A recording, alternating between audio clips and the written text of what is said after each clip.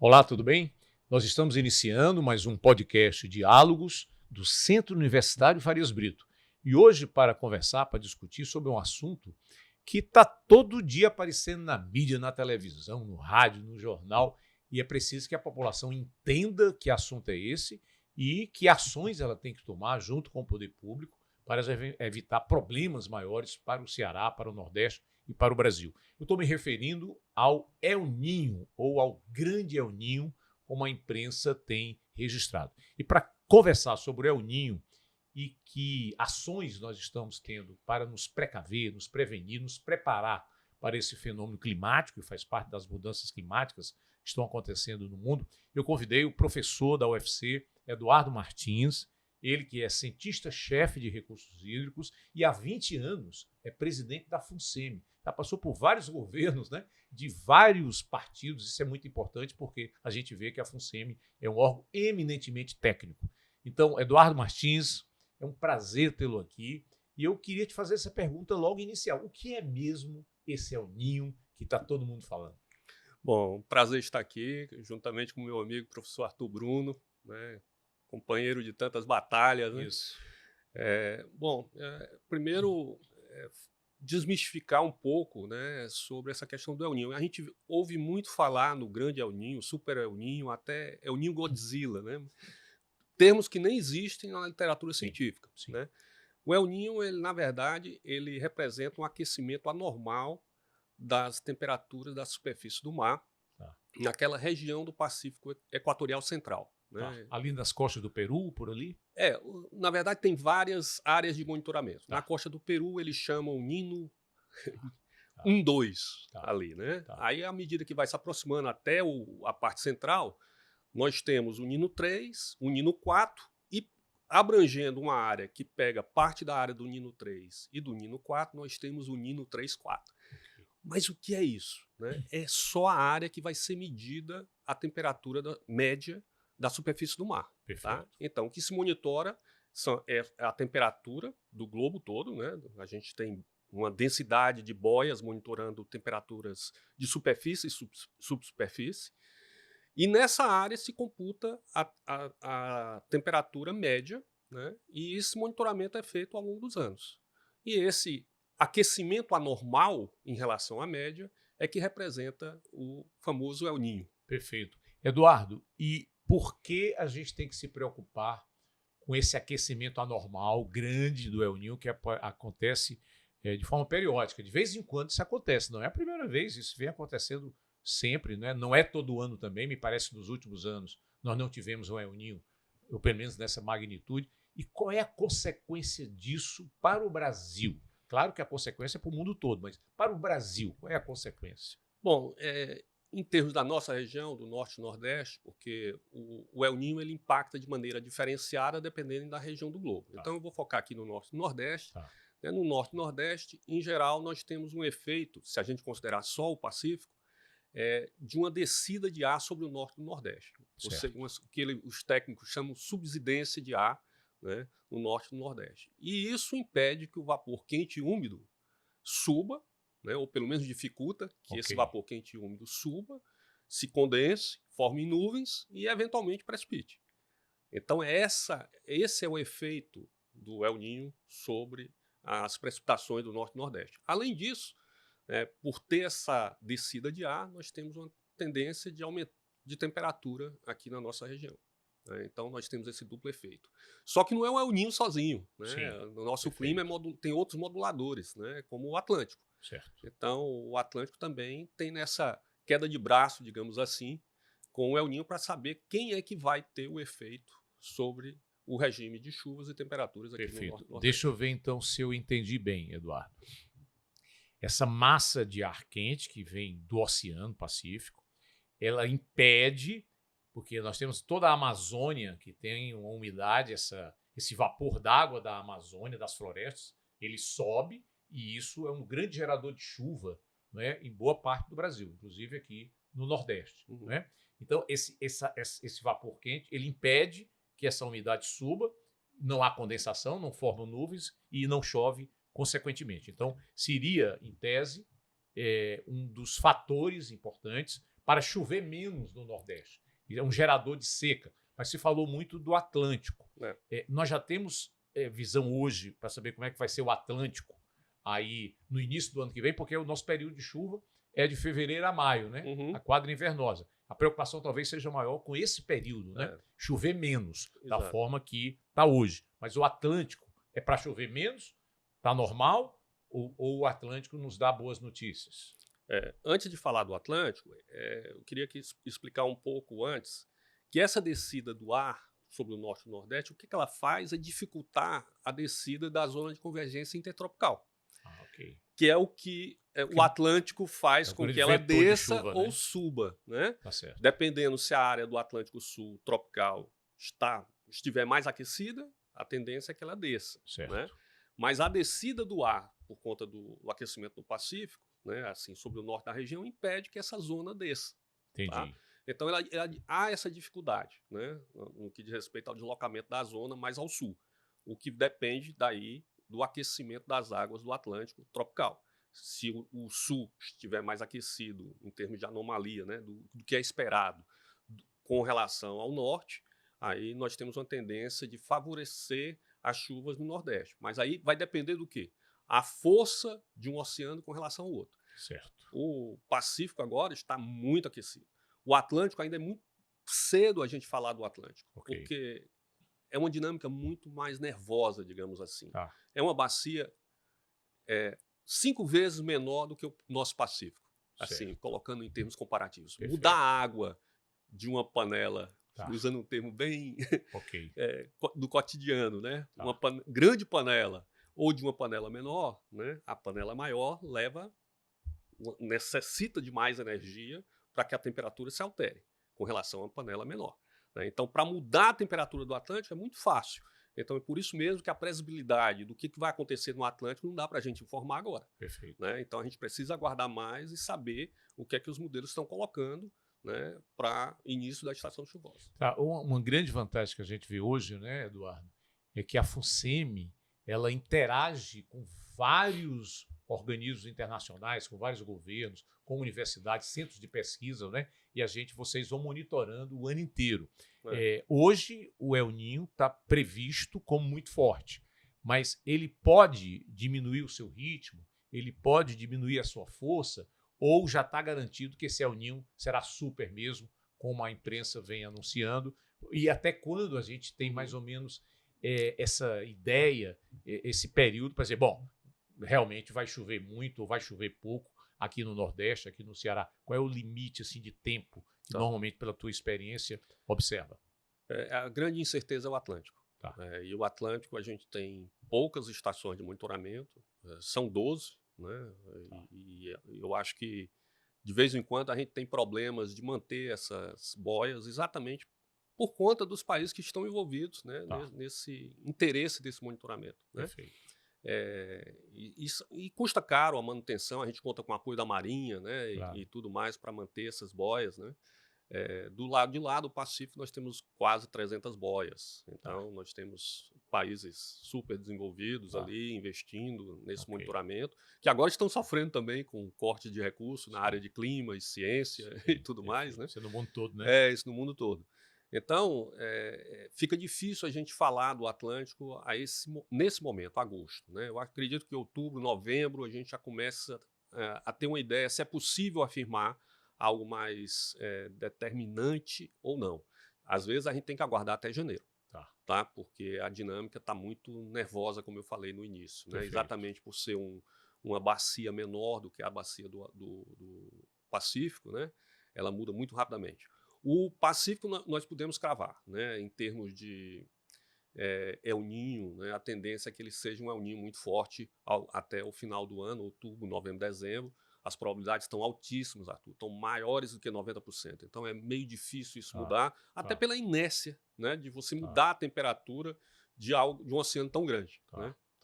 Eduardo, uma coisa que nos orgulha muito, eu já estive em Brasília, no Congresso Nacional, né? E a gente sempre se orgulhava muito porque os outros parlamentares de outros estados, eles sempre afirmavam, o Ceará, talvez durante muito tempo, eu acho que ainda é o estado que melhor se preparou para as secas, né? Há um comitê de contingenciamento, de monitoramento dos recursos hídricos no Ceará, que se reúne regularmente com várias instituições estaduais, com a universidade participando de tudo isso. E eu queria que você falasse como é que nós estamos nos preparando. Então, se vier mesmo esse El Niño, Super El Niño, o Ceará está preparado? E se for a resposta positiva, por quê? Por que é que a gente pode achar que, bom, nós vamos enfrentar bem o El Niño, porque nós estamos fazendo isso, aquilo, o Estado está com uma estrutura dessa maneira. O que é que nós estamos fazendo para nos prevenir?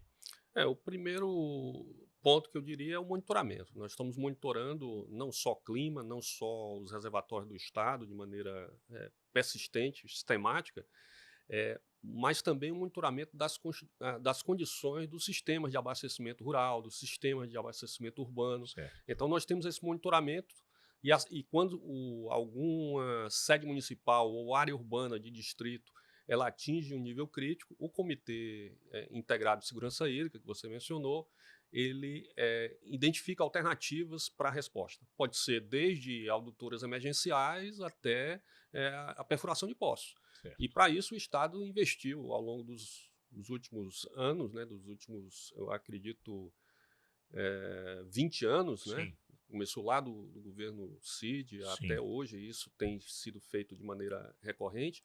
Investimento nessa infraestrutura de perfuração de poços, de adutoras emergenciais, né? Então, hoje tem um know-how de como responder de maneira emergencial e de forma planejada a partir do que é apontado pelo Comitê Integrado de Segurança Hídrica. Muito bem. Eduardo, o Ceará tem 12 bacias hidrográficas, né? E vocês fazem um acompanhamento junto com a Secretaria de Recursos Hídricos, a COGÉ, as próprias Sohidra, CAGES, né? Tudo isso é acompanhado. Como é que está cada bacia dessa, qual é o percentual de água que tem, a transferência de água de uma bacia para outra. Isso nós já fazemos há algum tempo com muito sucesso. Mas é claro que há muita preocupação com a área rural. Nós temos aí a agricultura, né? Temos a aquicultura, né? O camarão também, que acaba dependendo muito. O Ceará hoje é o maior produtor do Brasil de camarão. É claro que o interior nos preocupa, mas a preocupação sempre é maior com a área metropolitana de Fortaleza, até porque 40% da população se encontram na área metropolitana de Fortaleza, né? Nós estamos tranquilos, Fortaleza está tranquila, a área metropolitana está tranquila, mesmo que venha esse El Niño forte? Sim, eu acho que a gente tem água nas nossas reservas, principalmente nessas bacias da qual Fortaleza depende, né? Para garantir água para o próximo ano.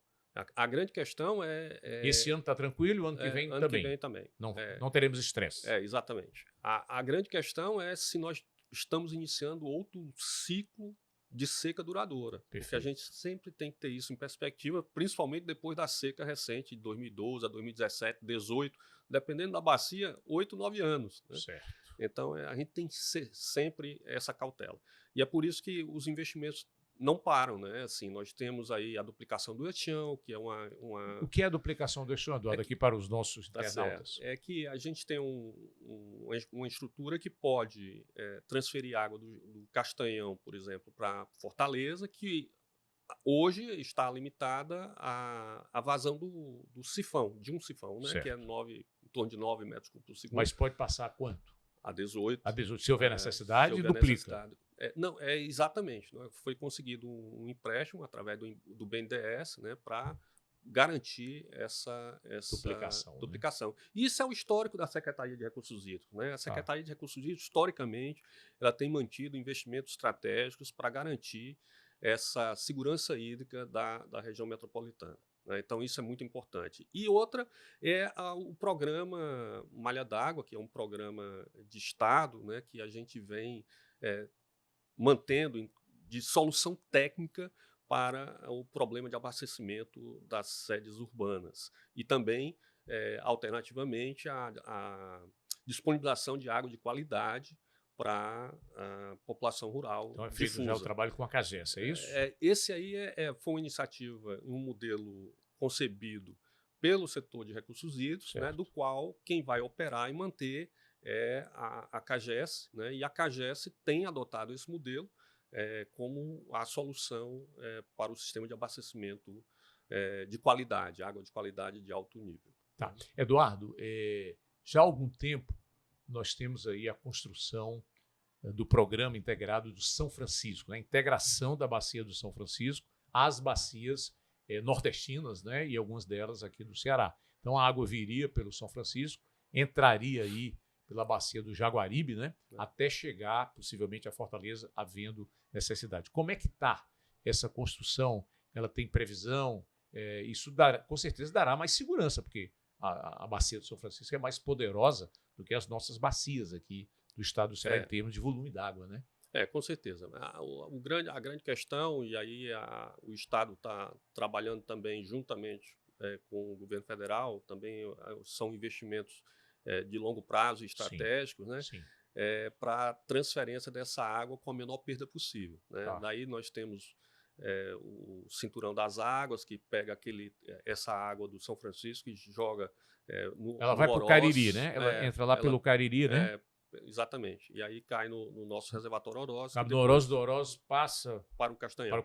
Tem a alternativa de direto, mas aí nós temos uma perda muito maior. Tá. Então aí tem questões que a gente precisa estudar e melhorar. Também tem o ramal do Salgado, que é outra alternativa que também está sendo tratada com o governo federal também já há algum tempo. E a grande questão dos recursos hídricos é exatamente essa. A segurança hídrica ela requer redundância. Certo. Então, a transferência de São Francisco é uma reserva estratégica. É uma água mais cara, né? Então, a gente tem que ter essa reserva estratégica à nossa disposição quando a gente precisar. Mas a gente tem que ter cautela exatamente porque alguém tem que pagar essa água para manter o sistema sustentável. Perfeito. Eduardo, você colocou uma coisa importante, né? Nós acompanhamos nos últimos anos, em algumas bacias, nós tivemos 6 anos de seca, né? Inclusive, aqui, num determinado momento, aqui em Fortaleza, eu quero lembrar aqui os internautas, que nós já chegamos a economizar água. Era tipo 20%, você tinha que economizar na conta, senão ia pagar mais. Chegou a esse ponto, né? Vamos lembrar que em 2001 houve aquela grande crise energética, isso acabou também gerando grandes problemas no abastecimento da água, é claro, naquela época, sobretudo aí o trabalho do governo federal. E nós tivemos aqui 4 anos sem seca, né? Esses últimos 4 anos, para o nosso privilégio, para a nossa sorte, nós não tivemos seca. Sim. Quer dizer, você colocou muito bem. Mesmo que o El Niño seja forte, esse ano está garantido, o ano que vem está garantido, mas 2028 né, já podemos ter problema. Se isso for um El Niño continuado, né? Vários anos, como nós já tivemos recentemente. Né? Eu pergunto, qual deve ser o papel aí do poder público e da sociedade? Quer dizer, a sociedade efetivamente tem que participar disso, né? Porque nós temos problema de água. O Ceará, ele precisa sempre economizar. Nós não podemos gastar água porque a água é escassa, né? No estado do Ceará. Qual deve ser o papel, então, dos governos e da sociedade, Eduardo? Bom, primeiro, Arthur, é bom dizer que quando a gente fala que está ok, a gente está com um olhar de Fortaleza. Sim. Mas nós temos regiões que estão... Perfeito. Já agora tem estresse, né? Exatamente. Crateús, né? Aquela região, a gente já está vendo as alternativas que a gente tem, né? Para poder implementar, para a gente não sofrer nenhum problema naquela região. Então, essas são questões que a gente deve olhar região a região. Perfeito. Mas como a sociedade pode ajudar? Tendo um olhar, né, de maior conservação para a água. Né? Nós não vamos limpar calçada, por exemplo, com a mangueira. Né? Isso é desperdício. Lavar carro com a mangueira, com a mangueira, pode passar com pano molhado. Com pano molhado. Quer dizer, então, tem várias pequenas ações que, somadas, elas podem resultar até numa mudança geral de comportamento, de cultura, né? De cultura. Menos banho, né? Menos banho, menos desperdício de água, né? E a gente tem, enquanto poder público, fortalecido a questão do portfólio da água, né? Assim, das alternativas que nós temos. A CAGES, por exemplo, aí está com a Dessal, né? Isso. Então, a Dessal explica para os nossos internautos o que é a Dessal. A Dessal é uma planta de dessalinização de água do mar, né, que vai colocar e injetar na rede 1 metro cúbico por segundo. Então, o que seria eventualmente transferido do Jaguaribe, por exemplo, né, vai ser injetado pela Dessal. né? Na sua capacidade, parece que chega a 700 mil fortalezenses serão usufruir, né, dessa empresa de dessalinização da água do mar ali na Praia do Futuro, né? Exato. E, ao mesmo tempo, a CAGES investindo no controle de perdas, né, com os DMCs, que são aquelas setorizações da rede para poder fazer manutenção, né, nos eventuais vazamentos que se tem, tudo. Então, esse investimento de redução de perdas hoje é estratégico para a CAGES. E eles têm investido muito nisso. Então, essa preocupação com a economia de água, né, com salvar a água, né, com garantir a água para o uso final, ela é presente no setor público. Então, essa é a grande ação em termos de setor público, né, que pode ser feita, trabalhar na redução da ineficiência, das perdas, né, e trabalhar também nas alternativas, né? A gente não ficar dependente de uma única fonte. A gente ter transferência de São Francisco, né? A gente ter dessal, né?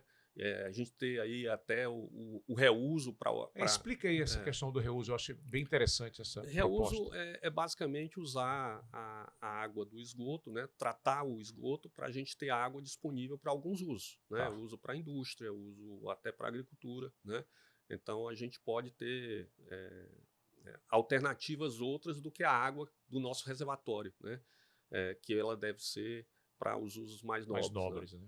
Inclusive, lá na área do Complexo Industrial Portuário do PECEM, está previsto aí, né, levar o esgoto, o que vem do esgoto, o recurso hídrico do esgoto de Fortaleza para o PECEM, para as fábricas, lá, as empresas que estão trabalhando no PECEM, não é isso? Exato. Agora, o grande desafio é convencer a população a se ligar à rede de esgoto, que às vezes passa na casa, na rua da casa e ela não se liga, então não liga à rede de esgoto. Então isso é importante também, esse convencimento da população que é importante para garantir a segurança hídrica, porque eventualmente nós não precisamos usar a nossa água que vem para abastecimento humano, né, para outros fins. Essa água pode ser oriunda do tratamento do próprio efluente, do próprio esgoto. Perfeito. Eduardo, então, a gente pode ficar